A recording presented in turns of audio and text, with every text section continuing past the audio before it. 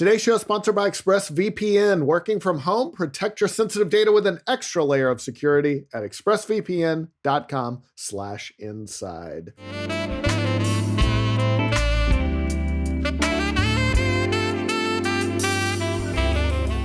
Hey, everybody, and welcome back to the Inside Gaming Podcast, where we talk all about video games. We've got, a big one on the horizon to talk about. But first, the intros. I'm Brian. I'm Caden. I'm Zach. Ho, ho, ho, it's me, at Darth Burrito Claus, bringing you all sorts of mildly lukewarm video game news takes and the like. What's up, everybody? I'm ready to podcast today. Oh, that's not fair, Zach. You got Cat? Hold on. He's like Evan, all up in my shit this morning. Evan, your beard grew back in like 48 hours. Yeah, everybody was all upset in the comments, and and I was like, don't worry. In 2 episodes, it'll be back. We'll be back. Yeah. For podcast listeners, there is... we got dogs and cats. Yeah, dog and cat warfare going on the podcast right now. Caden is holding a dog. Zach is holding a cat. We don't know who's going to win. Brian and I can be your commentators here. That's right. Keep you up to Sick date. 'em. Yeah. Adorable Go for it, animals, Kofi. too. That's all anyone is going to care about. That's all the comments are going to be about. All right, Perfect. let's get to the news. Wholesomeness is necessary in 2020. That's right. Oh God, we could all use some. But biggest story, obviously, we are just less than a week by the time this airs, less than a week from Cyberpunk 2077 releasing. It's all signs point to that it is going to be here, that it's actually releasing. We're seeing lots of copies out in the wild. Best Buy has sent collector's editions very early, like a week early to people. We've seen gameplay footage leak. CD Projekt Red warned streamers, don't stream it before the release date or we'll take it down. So it's exciting. I'm, like everybody else, I've been aware of this game for just years and years, and it's always crazy right at the end. It just doesn't feel weird. It feels weird that it's finally happening because waiting has just been the norm for so long. Yeah, the big chaos being that, Cyberpunk was delayed because they wanted that simultaneous launch. The reporting was that they wanted all the versions to kind of run at parity at least, or be able to run on all the different platforms, PC and all the lower spec consoles, the mid-tier consoles, and the next-gen consoles all at the same Stadia. time. And Stadia. And who knows? Did they say when that's coming out? I have no idea. Stadia is the same day. Oh, it is I think same it's day. Yeah, Stadia's okay. same day. If you buy Cyberpunk, you get a Founders Edition for free. Congrats, Stadia. Yeah, That's a big and for Stadia people, they are going going over Look, that. That's a huge deal for them. I Yeah. mean, we've had no shortage of little news stories, dogging on Stadia. But probably the coolest thing about this for Stadia is you buy Cyberpunk on Stadia, you get a Founders Edition for free. It's day and date. It's awesome. And now they have announced that they're going to be releasing an official iOS app, which means, hey, you can actually play Cyberpunk on your iPhone. That's awesome. Thank God. Welcome to the future, everybody. Oh, Stadia is going to have an iOS app. I missed that. It's a much needed W for Stadia. I think it's cool. By W I mean just getting a new release the same day as everyone else. It does kind of work to their advantage in the sense of you're not going to have to download. You can literally be playing quicker than most people. No day one on patch. Stadia. Yeah, that's for right. Stadia. You can just go, and it's single player, so you don't have to just play by yourself since you're playing on Google Stadia as you would if it was a multiplayer. So. This will be the game that finally brings Stadia into the limelight. This will be the game that changes the landscape on Stadia. You know what? You might be right. I know you're sounding a little sarcastic with it, but I mean, this is huge. A little. It's big for them. It's pretty big for them. It's a big one for Stadia especially fans, considering the game isn't necessarily like, it's not a high action first person shooter. This is an RPG. All right. A lot of people seem to be forgetting that it's a first person perspective game, but it is, an actual RPG. So there's a lot of slow moments to it. So it can actually it's perfect for them. I think it's a great idea. I think it's fantastic. I'm very happy for the Stadia team. They actually had a big win this morning with all of that news. So big ups to Stadia. I actually kind of hope that cloud gaming works in the future for everybody. Sure. Yeah. I mean, again, we dog on them all the time, but I think everybody here genuinely wants this to be the cool new thing. I don't want anything to fail. Yeah, and I played Stadia and had pretty decent experiences with it. Conversely, I don't know if anyone else has tried out Amazon Luna, but I tried that. Same internet connection, everything. I tried it this week. I had major latency issues, and the games just did not run smoothly. So it seemed like very slow compared to Stadia. So, and obviously it's in a beta right now, and they're still working on things. But that was definitely something I know. It made Stadia just look lightning fast. Yeah, I mean, and speaking of like supportive cloud gaming, I mean, I was like a day one OnLive adopter. I was like me and Justin. I'm so sorry, Evan. Yeah. Me too, though. But we've been waiting for this, to work. So yeah, we do make a lot of fun of it. But OnLive, the original Netflix for games. It would have been really cool. It was no Ouya. I guess that's definitely what Luna is going for too, like a Netflix style. Yeah. Like the interface is really it's nice. There's a search function, so that they've already got that advantage over Stadia. But it definitely feels like more of the sort of Netflixy approach. I guess my big question is, with all these early copies of Cyberpunk kind of hitting the streets, breaking street data or whatever, and CD Projekt Red delaying the game in order to have that launch parity. Do you think they achieved their goal? Was the delay, that final delay, which was only about 20 something days, was it worth it for them to delay? Do you think they achieved what they wanted to with it? Or now probably. Is the launch going to be kind of messy and people are going to be worried about spoilers and all that? I wonder. I think it was smart to put it out everywhere at once. And while it was, it sucked and to have to wait an extra 3 weeks, we've been waiting years and years. Like long term, it certainly looks like it's coming out next week. All will be forgiven. It's made the holiday release date. There are going to be some bugs, and they'll be working on it. But I ultimately, yes. I mean, if the game plays well and if it gets good reviews, they'll have accomplished what they wanted. If it's not, and if people, if there's some issues or some critics don't like it, maybe not. I mean, it's the biggest game of like the decade. So regardless, there's going to be stories about it. And I wonder how that stuff is going to play out on like all the different sites and things. I mean, people are going to be complaining about the day one patch. We're just assuming it's going to be huge at this point, right? Because of the delays and things. What's the game, like 70 gigs? Yeah, it's already fairly big.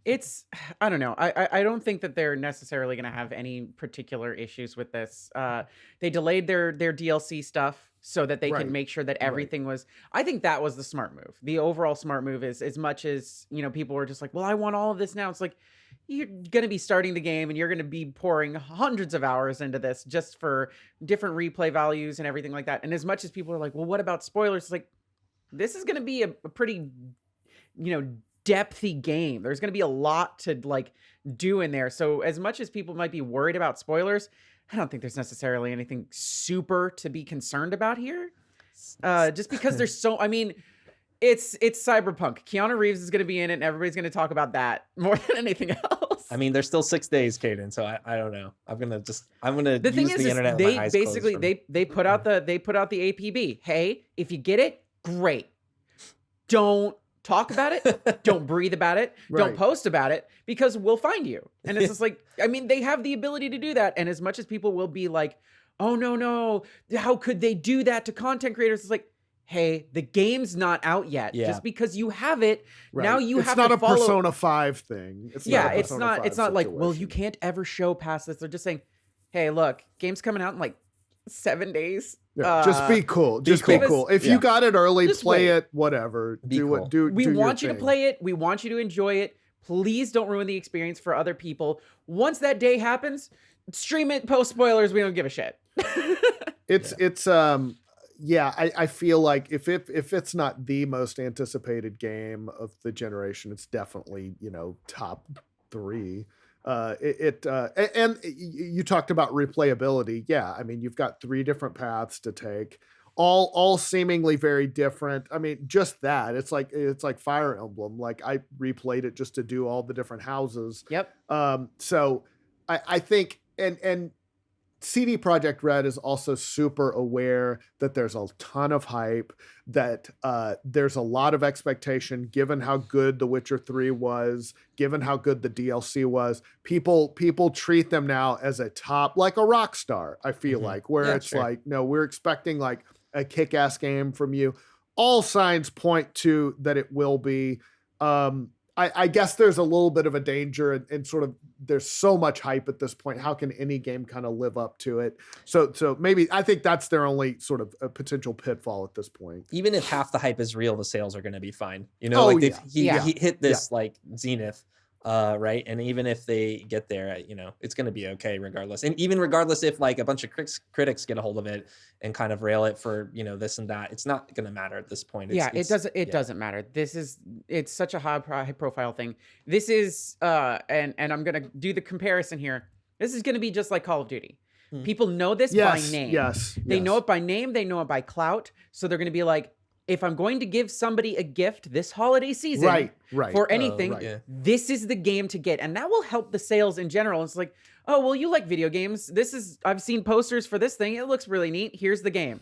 This is going to be just like that. Yeah, Plus, it'll seep into the popular consciousness. That's right, and I think that's cool. I think that's fine. Yeah, no, it gets more people playing games. It's a huge game, and yeah, anybody will be able to buy it at least digitally. So there won't be like a pandemic concern, you know, or anything like that. Yeah, people. I think at this point are itching for something new to play. I don't think anything out. I think everyone else has kind of cleared the calendar because they don't want to compete with them. I will say this though. It's going to be the game of the holidays. I will say this. I am not particularly excited. I'm kind of like, I'm whatever about it.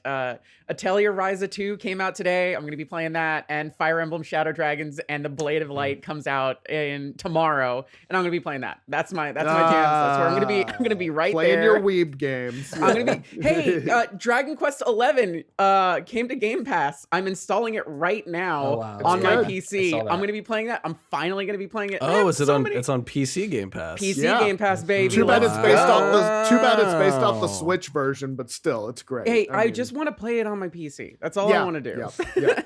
Not to mention, I'm going to play in the retro mode for the most of it anyway. Oh, it's so fun. Yeah, it's such a comfort game for me to playing on the retro mode. It's super fun. But yeah, I do like that everybody's going to get it at the same time, no matter what you're playing on. Obviously, like I think the next gen versions aren't coming out until next year. The multiplayer isn't coming out until next year. I don't care about the multiplayer. I just want to play a nice single player campaign where I can just, just grind up my character, have fun. It's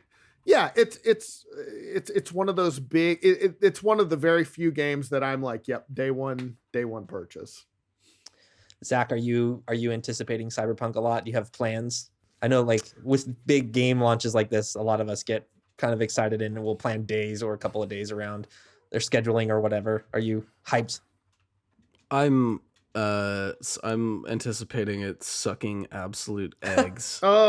Setting my bar real low. Contrarian take. Well, I see what you're doing. That way I can only be pleasantly surprised, and I think that's fair. That's always and smart. I will be getting it day one. So mom and dad, if you're listening, more V-Bucks, please. I already have Cyberpunk. Oh right, I forgot Zach is our resident Fortnite Call of Duty man. Yeah, Fortnite's still popular. They had some big in-game event recently, the Galacticus thing that was really popular. So to totally contradict what Caden said, I've been clean of Fortnite for over a year. Yeah, but Kratos and Master Chief are coming. Are you going to jump back in, Zach? Care. That's the thing with Fortnite. All right, okay? if I see you on Twitch streaming Fortnite, you will never see me on Twitch playing Fortnite. ACDC's in the game. Yeah, this is what I'm saying. This game is so off the rails at this point. I don't understand. Like I stopped playing it for like 3 weeks, and I was like, this was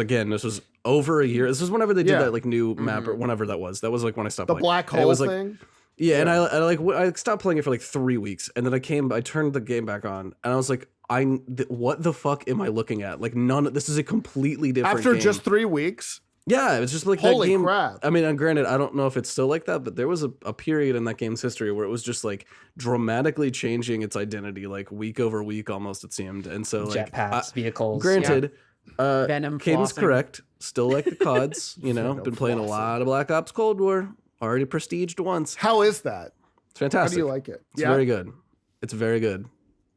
But yeah, Fortnite and me, I haven't played it in a while, but that still doesn't mean I don't want V-Bucks, Mom and Dad. They've done a crazy job of keeping that game just constantly updated, and like it's not a new game at this point, but it still manages to just hang around. Look, it's like the Minecraft of battle royale. I was gonna say it's kind of like Super Smash Brothers at this point, where it's just like everyone is here. I'm waiting for Solid Snake to show up. It's like at some point. I mean, it fits. Seeing Kratos with a gun unsettles me. All right, it just unsettles me as a person. Does It's it? like, Does it? it does. It does. They had the friggin' X-Men in there, didn't they? I mean, Yeah, they have like literally Batman.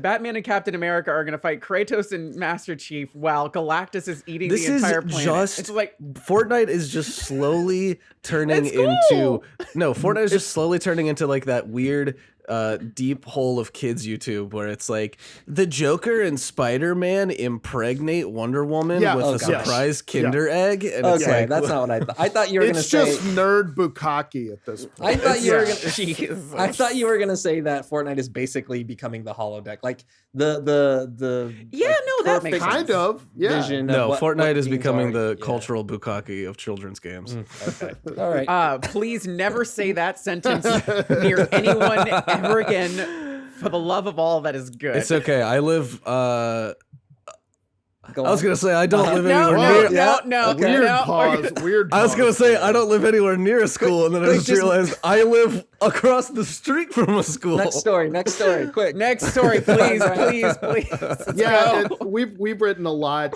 Moving on from Cyberpunk and Fortnite, whatever that awful tangent was. Obviously, a huge story we've written about a lot was just the scalping situation on the next gen consoles. It's gotten crazy. And recently we did a story this week where the scalpers are kind of fighting back or arguing that they're actually the good guys because they're putting food on the table for their members. And sort of this, particularly this Crep Chief Notify group out of the UK, which was sort of legendary for getting 3,500 PlayStation 5s and just botting and all that. But when people call them on it, they're just like, look, these are just luxury items. Nobody needs these. We're doing this to provide food and put food on the table. Some of our members have been laid off, and just a really crappy rationalization and kind of a sleazy way to justify, like, not illegal activity, I guess, but very shady. Yeah. Here's the thing. Botting software probably. I do feel bad. I do feel bad for the people who in this whole debacle who lost their jobs and they're trying to skirt by. If you don't feel bad for people in that situation, I don't know. You don't have a heart. However, it's also like you have the way this is set up is such a like weird way. Who's getting most of this money? Is it actually going to the people who have lost their jobs? Are you really Robin Hooding this? Because if we're really Robin Hooding this, then it really should only go to the people. It should only, if you're Robin Hooding this, it should only go to the people who lost the jobs, and you should just be doing this out of the kindness of your heart. Okay? You're not. So let's not play the narrative. Yeah, they're basically like cheat providers for, or like, giving people aim bots and stuff, only it's to buy a PlayStation before everybody else. Like they have a subscription service. You subscribe, you can use one of their bots to get you a PS5 or a Series X. And obviously a lot of people are just getting them and then reselling them. And this is the problem when there's shortages like this. And a lot of that's out of Sony and Microsoft's hands. They launch consoles in the middle of a pandemic. There aren't enough to go around. There usually aren't at this stage in the game, but it does feel like they are in real short supply. And so, you're just seeing like all these botters. You're seeing people get robbed. You're seeing just like all kinds of crazy stuff. And again, this is what happens when there's just a high demand item and there's not enough to go around. Speaking of which, I wanted to bring this up. Brian, friend of the show and former writer for The No, Eddie Rivas, recently got an Xbox Series X. Yes. And he was just like, I was walking out of there and terrified because people have been getting robbed. I saw his tweet. And it's like, and you kind of have to have that situation where it's just like, is this really worth me putting, it's like putting a target on myself to go to a store, or I do kind of owning one and posting about it? This country is broken. When the PS5 is the best scar of modern day consumer electronics. Well done, Zach. Come on. It's also funny because Eddie is like trained in Krav Maga for years. And he's afraid. Dude, so if anyone can defend themselves, he can. But, he taught me how to disarm somebody with a weapon. And I'm just like, dude, thank you. And he tweets, yeah, I was afraid walking out with my Series X. It's like, holy shit. Yeah, who's left to believe it? But also, if somebody puts a gun in your face, give them the Series X. No, yeah. It's not like you're like, well, Series X, yes. PS5 is a different story. PS5, just try to swat it out of their hands. Sorry, but California's a stand your ground state. And come after my PS5. Here's my question. What's a console that you've really desperately wanted and could not find? How long did you wait to get it? GameCube, and it was like a couple of months, and I had to get it from a warehouse, like a music store or something that my brother's friend's girlfriend worked at, and was like, we got one, I'll hide it in the back for you because I know you've wanted one for so long. Nice. So we went to the record store and got a GameCube. It was wild. Mine was the Wii back in the day. I forgot how long that wait was. It felt like forever, but it was, and I don't even remember like if I went somewhere and found one or what, but yeah. And there was a huge Wii shortage for what seemed like the better part of a year. I don't know, but it was a huge, because it had, it had gotten so much media attention because of the motion controls, and you saw like people in retirement homes using them, and it was just a huge thing. And eventually they met the demand, and a lot of the shine I think wore off because there was a lot of crap on the Wii too. But in the early days of the Wii, it was super hot. Yeah, I think I've told the story like recently on this podcast, but I think even months after I had gotten mine, they were still doing lines like outside of Best Buys and things. And I was walking by, and somebody was like, like one of the employees was like, okay, we're starting a Wii line. And I just got in because I was didn't have much to do. Well, I guess I know what I'm doing for the next hour. But it's like, I can stand here for an hour or 2 hours or whatever to wait for like more Wiis because I know somebody's going to want one. Because you're right, there was like a huge shortage in the demand for them. Good on you, Evan. That's the way to live your life. That's the way to do it. Carpe motherfucking diem. Seize life by the balls when it's like presents you with an opportunity. Oh yeah. You reach out and you got to take what you want in this life, and 100% of the shots that you miss are probably ones you didn't even take in the first place. Yeah. James, we talk about LeBron James Ron said that on about the cliche machine. Wow. By the way, that like taking advantage of opportunities and stuff, and kind of where Prep Chief Notify, I guess, is coming from in those tweets about like, I don't know, like I respect the hell out of the hustle, but also like acknowledge what you're doing. Yeah, you know what it is. We're doing the crappy thing. Yeah. I had to wait a year for a Dreamcast. I went to my mom and pop, I went to my mom and pop place. I put some money down, and they're just like, yeah, we can't get any. We can't get any at all. They were just too small to get So them. they were too small. So this is Galaxy Brain. After not being able to get any stock for a long time, the owner flew to Japan, bought a bunch, and brought them all back. And it's just like, you've been waiting a long time. You don't have to pay me full price. You're just going to get the Dreamcast. You waited a year, and you just let me keep your money, handed it over. And it's just like, okay, that's really cool. cool. Now, do you want to buy a game? Wow. That's a loyal. That's how you make a loyal customer right there. And I bought it, and I got it, and I got Sonic Adventure, and all was right with the world. Little did you know you could have waited 4 more months and got like 3 Dreamcasts for like $20 a piece. When they went out of business. Here's the thing. Years down the line, when they found that warehouse of brand new Dreamcasts, this was like maybe like 4 or 5 years ago.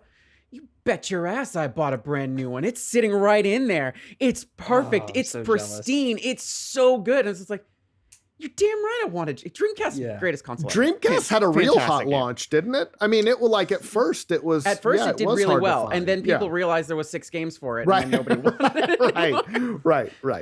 It was, and again, I remember like going back to there were PS2 shortages. More recently, the classic NES, the little mini NES console. Yeah, those were huge. Exist. The Super and Nintendo just straight up limited supply of them. But yeah, those were. I remember kind of a similar thing of what Evan was talking about. I was at Best Buy or something, and there was just a line for them. So yeah, these things happen and they'll get it under control at some point, but it does, it sucks to be in this part of it where it's like, you want one and you see people, I see people posting shots of Miles Morales and stuff. And it's like, I know I could play it on the PS4, but it feels like it's not the same. It's just not the same. It's good. It's good on PS4. It's fine. Yeah. I'm gonna I'll tell you that right now. All right, fine. Sold. Buy it on PS4, and then you get the copy for free on the PS5 anyway. So you get to play it again. Boom. Yeah. 2 games, price of 1. Let's go. And speaking of sales, we there is kind of some indications that the PS5 is beating the Series X already. I don't think that's a huge surprise. Yeah. I think. Given how well the PS4 did, that makes sense. It was the PS5 was number 1 in the UK for the most of the month of November. They didn't break them out specifically, but it was number 1. The Switch fell to number 2, and then I assume the Series X was after that. PS5 beat the Series X in Japan. No surprise there. It's Japan. They love. They've never really taken to the Xbox. So. Overall, we don't know. There was a VG Charts estimate that basically there were 2.5 million PS5 sold, 1.6 million Series X and S's, which would, I'm not sure about the quality of those numbers, but just kind of in the back of the napkin, that kind of makes sense to me.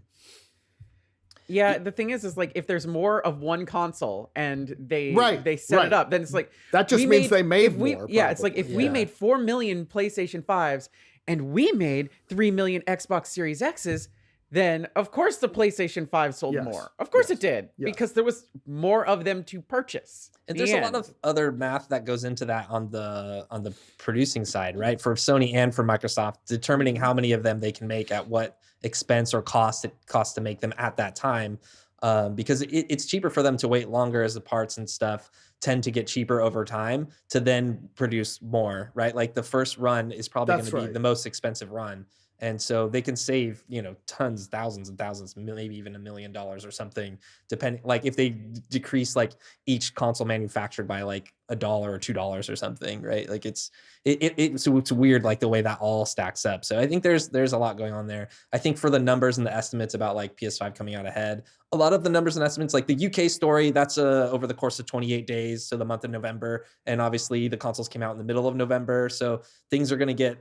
I'm really looking forward to January when we start seeing those like PlayStation 5 sold this million amount of units or whatever, like this many, and I think that's like when you can really like plant the flag, and yeah, I think a lot of people were expecting PS5 to outsell Xbox. I mean, if you asked me back like last spring or whatever, I would have been surprised just because Sony they hadn't said anything about their box, right? But yeah, I think this makes sense.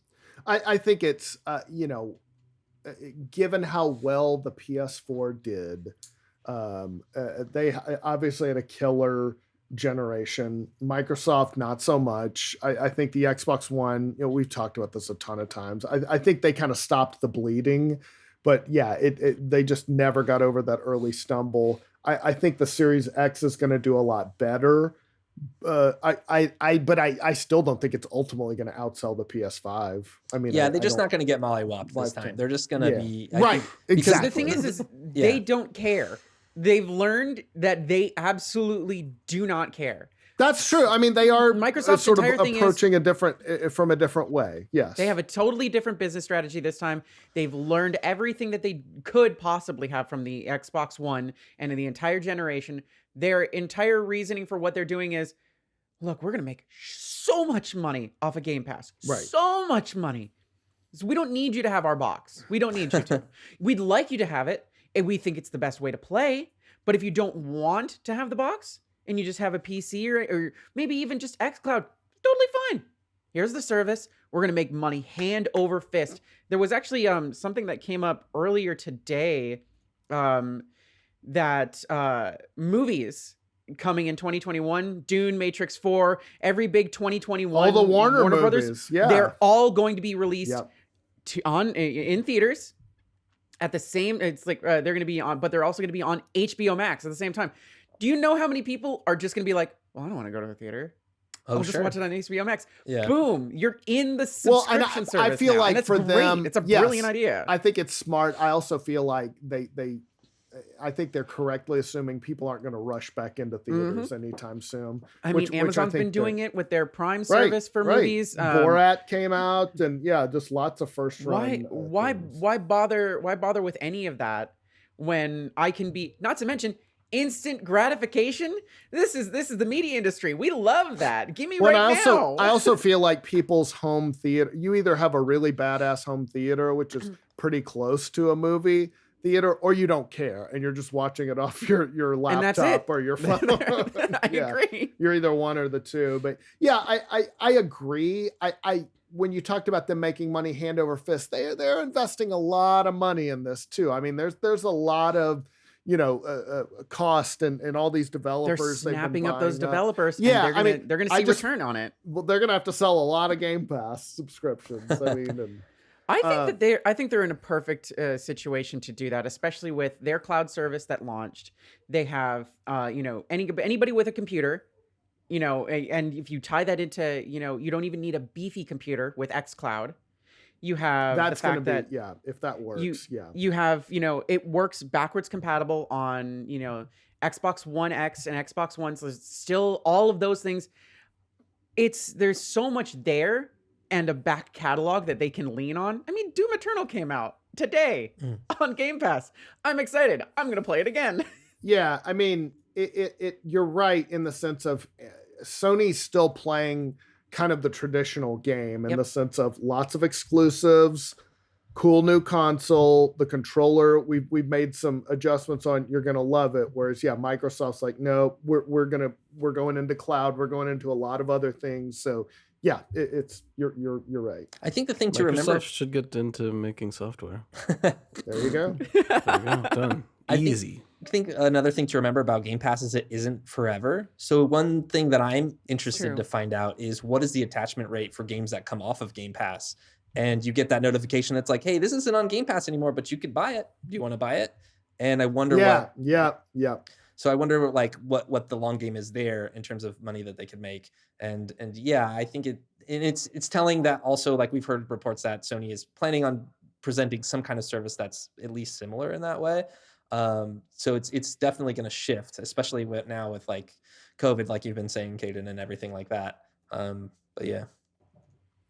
Yeah, it's I feel like and Sony has partnered with Microsoft on cloud computing stuff. Yeah. Like they don't they haven't put the billions into this infrastructure that Microsoft has, and Microsoft's a much bigger company than Sony and Nintendo combined. So yeah, this is them kind of flexing, and the technology is kind of moving their way, or it's moving in their direction, meaning they have the deep pockets to fund the stuff. And so yeah, I think it's good. I think it would have been bad if Microsoft had just decided to get out of gaming, but I think more players in the field is always good. I don't want to go back to when it was just one or two console makers just making all the stuff, because every company will start to get more and more or less and less consumer friendly when that happens. Yeah, totally. Yep. I think that's it as far as the actual game news. I mean, that's, there's a lot of other sort of little things, but is there anything else that y'all want to talk about, like news wise, before we hit the questions? I do want to bring something up, and it's something that please. I kind of talked about a little bit before. There's the Fire Emblem game that's coming out. Yes. And is this the old one that they're bringing back? Yeah. But they're bringing to the West. They're bringing it to the West, but it's another one of those freaking things where it's going to be limited. They're going to stop selling it after a while. What is the deal? Why are they doing that? I don't know. Okay, so I think it might be like manufactured scarcity again. So weird. Clearly. Hey, we want you to do. They've done this before. I've been watching a bunch of like classic stuff. Like they did a remaster of Legend of Zelda 4 Swords, and they released it on the GBA, and then they put it out on the DS. They had it on the DS for like the 3DS for 4 days. It was on there for 4 days, and they're just like, yeah, well, that's it. You didn't get it? Okay, whatever. But yeah, this is going to end, again, just like Mario, March 31st, 2021. You won't be able to get Fire Emblem, Shadow Dragon, and the Blade of Light at all, ever again. What was that date again? End of March? End of March 31st. That's the end of their fiscal year. Maybe there's some sort of, they're trying to, goose the sales and make their numbers look good. Here's the kicker, though.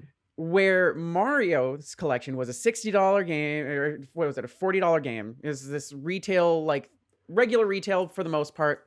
Fire Emblem, Shadow Dragon, and the Blade of Light, $6. That's good. Well, it's old. Those are some old ass games too. There's also an anniversary collection, which is $50, and your girl's gonna get it because she's stupid. But it's just, it's one of those things. It's like, why are you manufacturing scarcity for this thing that is supposed to be a celebration of the series? I don't. It is. Yeah, it's so weird. And yeah, they did the same thing with the Mario 3D collection. This sort of weird, like, we're just not going to sell it after this day. And what it's just Nintendo. The benefit of this? I think, like you said, I think it's artificial scarcity. I don't think it's any coincidence that they're stopping selling them on the end of their fiscal year.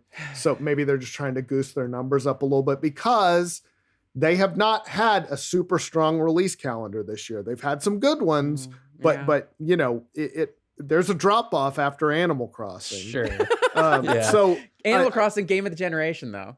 It's sold like crazy, but it's also just one game, and so I think they're maybe just trying to pad the roster a little bit until they start putting more proper. Why limit it, especially if you have digital releases of this stuff? It's just so like, okay, strange. We're gonna have a limited physical release. Fine, you can still get it digitally. Great, that's the way to handle it, I think, especially with the idea, the concept that there might be a Zelda one on the way, and possibly, a Metroid Prime collection like that. Same thing, where you'll just be able to well, we're releasing this, but yeah, you have about 10 minutes to pick it up. It's a slippery slope too, because I feel like with some of those games that aren't as popular, like you could do that with a Mario game, right? But if that game is not as popular, you're just going to turn off interest for people, or just like, okay, well, that one's not for me, and I'm not going to care if that date comes and goes, and you just lost that sale. And I don't know, maybe those types of sales like trickle in so slowly over the year that game, after the game releases, that it doesn't matter to them. But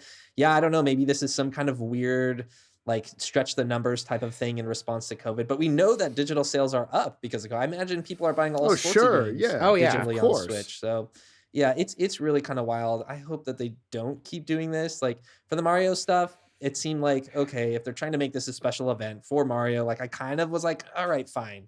Like I get it, I understand it.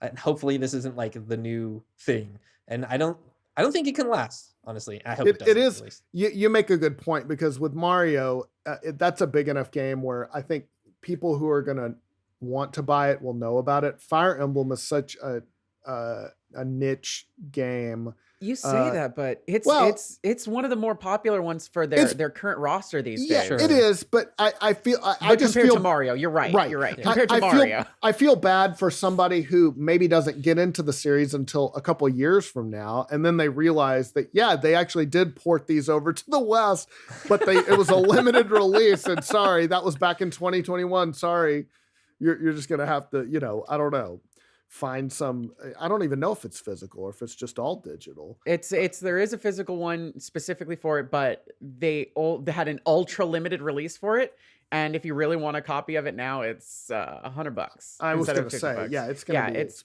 pricey. Speaking of which, Brian, Golden Deer, Blue Lions, Black Eagles, Cindered Shadows, what's your house? I was the blue team, and then I was the red with what's her name? Edelgard. For Edelgard for the second playthrough. I really liked her. And boy, they were completely different stories. I mean, it was, there's a whole new set of villains depending on, how you play it. So that was really cool. And I was never really much into like the dating simulation part of it, but you really kind of get into it. Listen, I love Edelgard. It's like, you know what? I hope the comment section lights up. It's like, where are the simps for Edelgard? Because I know there's so many of you and I want to hear from you. That's right. So yeah. All right. Well, that's going to do it for the news. Let's get to the best part of the show. We all know it. We all love it. The questions. So entire question show. That's true. Yeah. Coming up later this year, we're going to do a show of only questions. We're not taking submissions for that yet, but we will let you know. Follow us at tuned. Inside Gaming on Twitter. But let's get to the questions. This one from Abraxas ISO. Nintendo dropped, this feels like a hypothetical question they're asking. Nintendo drops a news story bomb. N64 Virtual Console on the Switch is launching next week. Following their own trend of releasing virtual consoles, what 5 meh games and 1 or 2 bangers do they release for March? Or do they release for launch? Excuse me. Wait, he's asking for 5 meh and like a couple bangers? I think he's sort of asking what their launch lineup will be. What are the 1 or 2 good ones and what are the okay ones? It's going to be Pokemon Stadium. It's going to be Pokemon Snap. It's going to be It's going to be Donkey Kong 64. Ocarina of Time. Ocarina and Majora's Mask. It'll be Mario 64. Mario 64, of course. And you know what? Let's throw a Star Wars game in there for good measure. How about Squad Shooter, whatever that one's called? Rogue Starfighter. Rogue Squadron. The first Smash. The first Smash, maybe. First Smash. Star Wars Pod Racer. Super Bombad Racing. No. I'm just trying to be a realist here. Okay. I think DK64 is probably one of the big ones. Yes. They're not going to put a single Mario thing on there because they're going to sell you to that at a $40 retail price. Nothing Banjo. Nothing Banjo. They can't do anything Banjo. Pokemon Snap's going to be on there. Star Fox 64. Do you put GoldenEye on there? You can't. They can't. It's rare. You can't do it. It's rare. Well, it's not just because it's rare. It's they don't have the IP for it. They'd have to pay somebody for it. Yeah, they're not they could, however. Baby now. Let's see. Yoshi Story, Kirby 64, and Wave Race 64. Those are the ones that are going to be on there. Oh, Wave Race. That was the first one I had along with Mario 64 because I feel like it was a launch title. Or it was very close. I played the shit out of that game. It's a good game. No Blast Corps fans in the house? Blast Corps is good, but I think that's all right. I think Blast Corps was all right. Harvest Moon 64, stuff like it's like Pilot Wing 64. Those are going to be like, and of course Beetle Adventure Racing. That's going to be down the line. But wasn't there a good Castlevania on that, or was it a bad Castlevania? Well, it depends on who you ask. Yeah. All right. So let's see. Claudia asks, do y'all listen to video game soundtracks while working, to relax, etc.? If so, which one is your usual go-to? Oh yeah, absolutely. I think I definitely my main one was I don't listen to them as much at home, but at Rooster Teeth all the time. The Celeste soundtrack. Oh yeah, so good. What a banger. Yeah. Paradise Killer is like probably one of the best soundtracks made for a game like in the last 5 years. It's so good. It's like oh man, it's like Tina Turner like 80s just like syncs hell yeah synth pop like it's so rad. Like I just listen to that all the time when I have to stay up late or work or whatever. It's great for that. Yeah, Celeste was a good one. FTL I was listening to for a while. Fez has like a Disaster Piece had like a crazy B-sides thing that he put out on, I think it was like on SoundCloud or one of those services. And I was listening to that for a while. But yeah, those are probably my go-tos for the most part. Zach, I'll let you go first. Thanks, Caden. I not often. Like one thing that I do find myself going back to, not as much recently, but like working from home, but in the office, I would find myself occasionally listening to compilations of Pokemon, like relaxing Pokemon game music. And there's like, yeah, and I like, and it's cool because like there's a few, you know, those like 2 hour long YouTube compilations where it's like, it's not from any one game. It's just they're like, hey, here's like an hour of the most relaxing Pokemon town music, and it's cool. It's lo-fi hip hop beats to run around Viridian Forest to. Yeah, like, here comes the copyright strike. I know it was. Sorry, I know I should have I should have sang it more inaccurately. My bad. But yeah, lo-fi hip hop beats to run around Viridian Forest too. But I'm gonna tease my project for this weekend. I have a 6-page script about Golden Sun. I have been just blasting the entire OST of Golden Sun.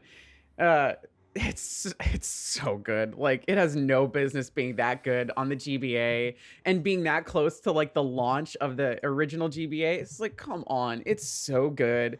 That like pseudo orchestra coming from a tiny little Game Boy Advance speaker. Ooh, nostalgia. I love it. David Robaskowitz asks, with the launch of the next generation of consoles using SSD and the PC version of Cyberpunk 2077 recommending gamers install the game onto a solid state drive, how long do you think it will take before PC devs make installing onto an SSD mandatory for faster startup?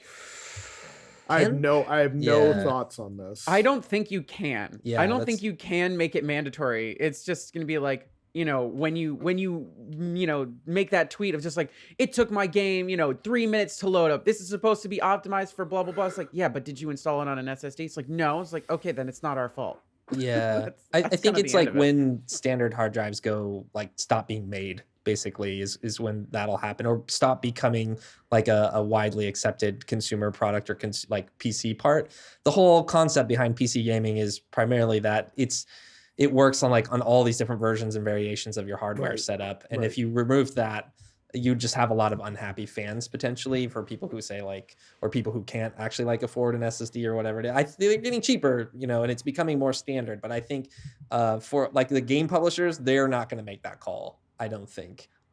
It's going to be on manufacturing and more of a kind of a global shift than publishers doing that.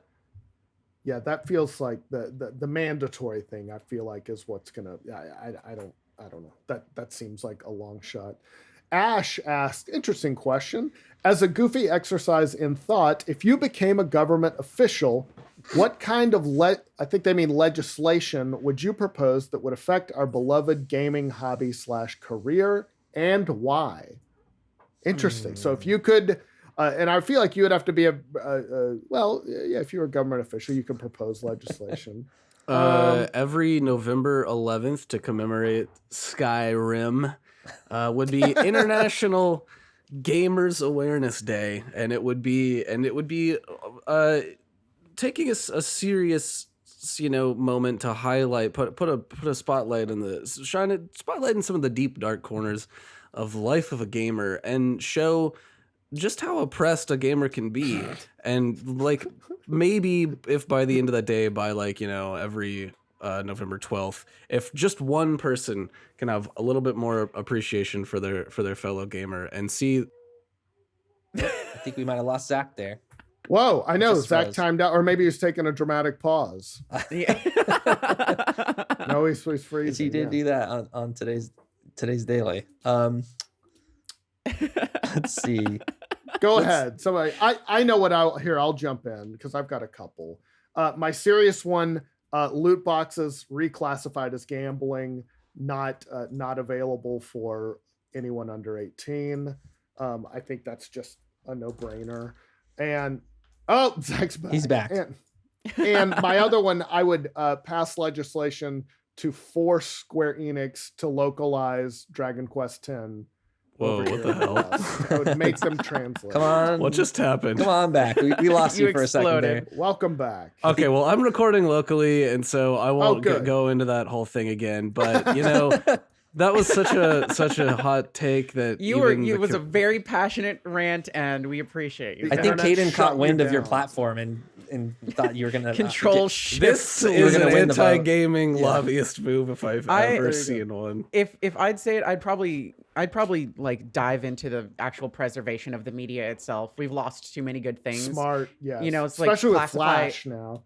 Honestly, classifying a lot of it as actual art, just in the same way that movies are, where it's, you know, it is a, you know, a piece that should be, you know, like preserved for, you know, whatever future may. There's still stuff to learn from so many things that have been made in the past. So I think it's worth preserving a lot of that, especially because there's a lot of games and just like movies that just kind of disappeared. They just don't exist anymore because you just can't find them, or, you know, the original like copies of everything just have just dissolved into nothingness.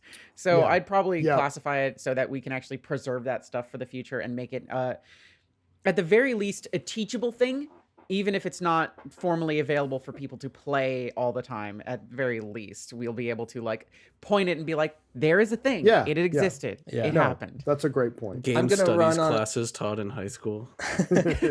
I'm going to run on a similar platform as Caden. I'm going to say we're bringing CRTs back. They're coming back. New Game Plus for every game. wow. Everybody's getting New Game Plus, okay? And you know, into the future, we're going to holograms, okay? We're getting holograms. No. You know, the next 5 years. No more casual Yeah, this mode. is- all highest difficulty. Elite controllers for everyone. Everybody gets Elite controller in every house. That's, What are those, like $250 now or so? So 200? expensive. They're expensive. Yeah, I hear they're great. but cool as hell. Never used Yeah. them. Yeah. Cool as hell is true. Evan, did you have one? Question or just about like my A piece of legislation. Oh, you gave Hey, yours. but that was Okay. yeah. All right. Brian with a Y, which is funny because they spelled it with an I. Do you have games that you keep coming back to after you've completed them? Chrono Trigger is my go-to. Good choice. Grinding through it is just satisfying to me. Yeah, I've said it before. Dragon Quest 3, for some reason, I'll just sort of regularly replay it. Lately, I've been just playing the hell out of Slay the Spire just because it's very calming and relaxing. Mm-hmm. Sure. Yeah, Smash Brothers probably for me is a game that I can just kind of pick up to and go to. Like I'll try to Which get into one? any of them really, like mostly either Melee or Ultimate, because I'll just try to keep up to date with. There's just so much there in Ultimate that I haven't learned or that I know. So there's just a lot more there to kind of experience that's new. But obviously Melee is the GOAT. And then like Hades is weirdly becoming that game for me, where it's just doing that now all the time. Roguelikes are great for that. Yeah, it's true. I'll do the obvious one. Golden Sun. I've played it so many times, but in more recently, I'd have to say Valhalla and also Coffee Talk have been really nice. Like I just going back and playing those, they're very chill. They've been really great for you know, quarantine, just playing those games. It's like, yeah, you know what? I do want to sit here and have a conversation with somebody as I make them a coffee or, you know, make them a martini. I think that's really fun. That's cool. Valhalla is great. It is a really chill game. That game will chill you out. And guess what? I'm gonna simp for Game Pass again. Guess what came out today on Game Pass? Game Pass PC, Valhalla. Great game. If you like Cyberpunk games, and I know 1.5 million people who are watching this, you know, and listening to this, Cyberpunk 2077 is around the corner. But if you need to scratch that itch, if you need to scratch that itch right now, Valhalla is Valhalla's what, like the bartending simulator? Valhalla not Assassin's Creed Valhalla. We should say. Not Assassin's Creed Valhalla, but VA-11-HALL-A Valhalla. Fantastic game. I played it on Switch. I've played it on PC. I'm gonna play it on Game Pass again. It is a comfort game, and Coffee Talk is very similar in that same way, except for non-alcoholic. There you go. What's it for you, Zach? Yeah. It's got to be Bloons Tower Defense 6. Oh, very specific. I don't know. I mean, like, I feel like Hades definitely. Dead before Hades, Dead Cells was kind of always one that I would come back to. As far as comfort food, I mean, you know, the Dark Souls games for me, I find myself coming back to Cuisine Royale. Love that. Dark Souls is, I'm that way too. Just because it's like going back to your old neighborhood. You know everything. And stuff that's like I do think like the roguelike is a good genre for this. Like Risk of Rain 2 is one that I like to go back to pretty often. So stuff like that that's like kind of just infinitely replayable. I also have just sort of like mobile games that I'm constantly playing, like Hearthstone, or like I'll play my mom with Words with Friends and things like that. Nice. But Hearthstone's been sort of getting a little too monetize-y for me. I might have to bow out after all these years, but if so, we had a good run. Okay, let's see. Do we have any more? That's Captain to You asks, Mary Kill F. I believe that's Mary F. Kill. Last gen consoles. Let's easy. See. I would say Mary Switch, F play PS4, and Kill the Xbox One. Exactly mine. Exactly mine. Same for me. Yeah. Pretty much, yeah. I mean, well, yeah, and I only say that just because I don't like. I'm trying to think of there's not a hole anywhere on the Switch that really, PS4, I'm looking at mine right now. No, you're getting married. You don't have to do that. See, the thing is that's what I'm saying. Yeah, you have to visit the PlayStation 4. You have to visit the PlayStation 4. The Switch is with you all the time. That's right. You go on errands together. You come home. Right. Home is where the dock is. And I feel like the Switch is kind of unique and special, whereas the PS4 and the Xbox One they have these new updated versions, so you're always going to be looking, at those other newer versions. With the Xbox One, it's more just like, I don't really need you. I just need Switch I just need your brains. Let me just have the Game Pass and and the rest of you I don't need. The Switch will never get jealous too, because it's spent a lifetime in the shadow, and it can hear those neck muscles creaking. It won't be jealous because it doesn't acknowledge the existence of the other consoles. Absolutely. Listen, have your flings all you want. You're gonna come. You're back coming to me. Back. That's right. Cody Moreland asks, so how long do you think it'll be until Skyrim gets re-released on next gen? Do you think? I feel like there's always a strong chance. Never count Skyrim. It will be within a year of Elder Scrolls 6, and it will be like a big old get excited about Elder Scrolls again, and it'll be $40. Yep. And they already did Skyrim VR, right? Yeah. They have made so much. They've done so many. Skyrim Alexa. Okay, come on. It just exists. So much. You know what I'm thinking? It'll probably be. You know what it'll be? I'm calling it right now. When things are back to normal, there'll be an E3 press conference where Bethesda holds their press conference. They reveal the release date of Elder Scrolls 6, and the one more thing is that Skyrim Ultra HD is available now. The mic drop at the end.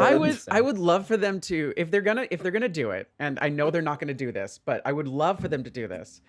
If they're going to bring Skyrim to next gen, can we please get Oblivion and Morrowind too? Yeah, I know you don't even have to do anything. Just let people play them and experience them. Surely you can play them through Game Pass or something, right? On the Series X. No. Now that there's really no good way to play either of those two games. Like Morrowind is you shit out of luck for most ways to play it. It's difficult to actually get it to work properly. And I'd like them to just be like, look, we threw some extra coats of paint on it. We fixed some bugs that we said we would never actually go back and fix. We threw it on a digital download. $40, you get the whole thing. And then, in a year, we'll see you back for Elder Scrolls 6, which everyone's going to call Skyrim 2, despite us drilling it into your heads. It's not Skyrim 2. Oh, don't do that. Wait, do you think that what is the precedence that an actual people don't think that Skyrim 2 will ever exist, but I feel like that game it's been so big and sold so many copies.